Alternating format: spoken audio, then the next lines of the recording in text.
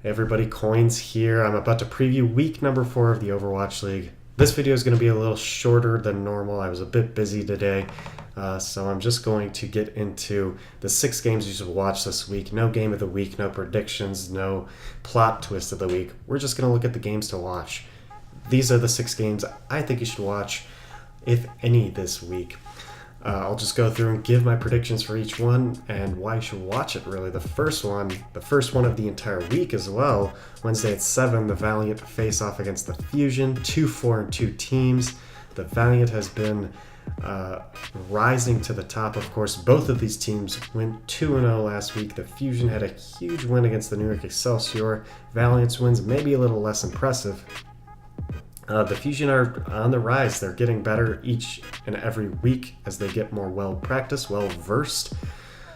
And this should just be a fantastic DPS duel to watch.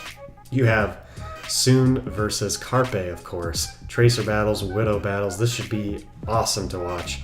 I think they're very even, but I think Soon has been beating Carpe a little bit so far. Soon has just been performing out of his mind. Should be interesting to see which Genji player they put up against Shadowburn, who I believe is Genji himself.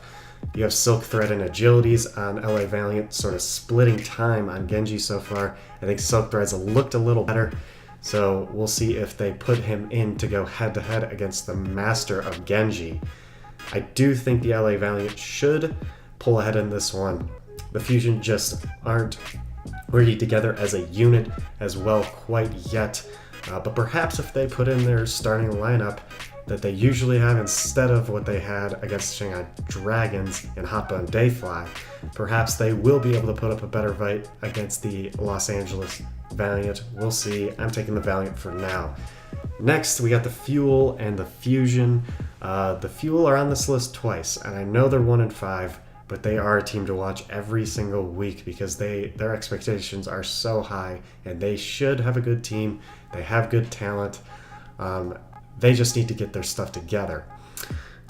They can keep a game close against any team in this league. We've seen them take a map off Seoul. We've seen them take a map off London. The only game where they haven't at least tied one map was against the Houston Outlaws.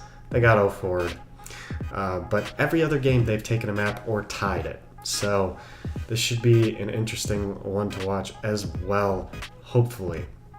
The last game on Thursday night, London Seoul. Many people have this as their game of the week. It's not mine, but this should be a good one, hopefully. I think London has been looking weaker and weaker each week. I don't know how that is possible. Maybe it's because their opponents are getting tougher. I'm not sure. But I just don't think they have what it takes to beat Seoul. I think Seoul's a more well put together team, and right now London's working through meshing those two rosters that they picked up from Korea. Next, my game of the week is Seoul vs. Houston, and it's for the main reason that Ryu Jae-hong, the rest of Seoul, has hyped Houston up to be the best team in the league besides them.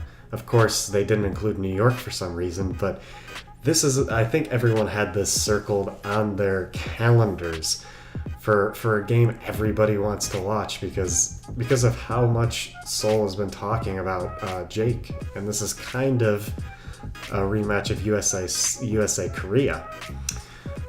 This should be a really good one to watch. Going into this game, Houston could be at a 20 map streak, 20 maps in a row if they 4-0 the Shock going into this game. It'd be interesting to see how well Houston can do against Seoul. And I guarantee Seoul is probably going to lose one of these games this week. They have a tough schedule.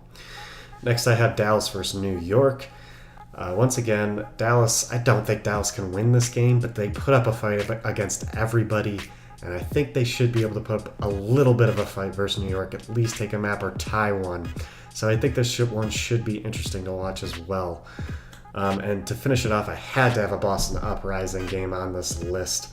The last game of the week, LA's playing the first game and the last game of the week. The Boston Uprising versus the LA Valiant. Two Atlantic Division teams, the Boston Uprising and Philadelphia Fusion, have this week to prove that the Atlantic Division is stronger than the Pacific Division. Going into the season, I think people favor the Pacific Division, but Atlantic has really been showing up this year. or this year so far. And the Boston Uprising and Philadelphia Fusion have a way to prove that they are better than Valiant, one of the top teams in the Pacific Division. This should be a really good one. I think Boston Uprising are finally getting their confidence to come out on stage. They really have looked good in scrims, apparently, according to all the players. They've been winning tons in scrims. It's just they're having a bit of jitters on stage. Thank you guys for watching this week's preview and all of this week's content. Have fun watching the games this week. I know I will. If you can't watch too many, please just watch one of these games over here, specifically the Seoul ones. Those are going to be super good. Good luck to all the players and teams this week, and thank you for watching.